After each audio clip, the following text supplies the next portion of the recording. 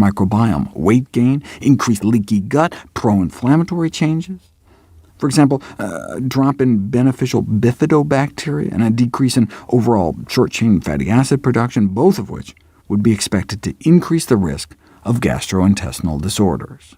OK, but striking at the heart of the matter, what might all that saturated fat be doing to our heart? If you look at low-carbohydrate diets and all-cause mortality, those who eat lower-carb diets suffer a significantly higher risk of all-cause mortality, meaning they live, on average, significantly shorter lives. From a heart disease perspective, though, it matters if it's an animal fat or plant fat. Based on the famous Harvard cohorts, eating more of an animal-based low-carb diet was associated with higher death rates from cardiovascular disease, 50% higher risk of dying from a heart attack or stroke, but no such association was found for lower-carb diets based on plant sources. And it wasn't just Harvard.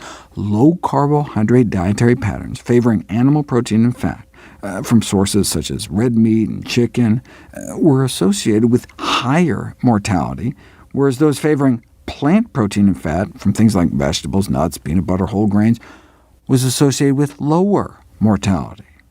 Cholesterol production in the body is directly correlated to body weight. Every pound of weight loss, by nearly any means, is associated with about a 1-point drop in cholesterol levels in the blood. But put people on very low-carb ketogenic diets, and the beneficial effect on LDL bad cholesterol is blunted or even completely neutralized. Counterbalancing changes in LDL size, or HDL, what we used to think of as good cholesterol, are not considered sufficient to offset this risk. You don't have to wait until cholesterol builds up in your arteries, though, to have adverse effects. Within 3 hours of eating a meal high in saturated fat, you can see a significant impairment of artery function. Even with a dozen pounds of weight loss, artery function worsens on a ketogenic diet, which appears to be the case with low-carb diets in general. So, bad for the gut, bad for the heart, but is it bad to the bone?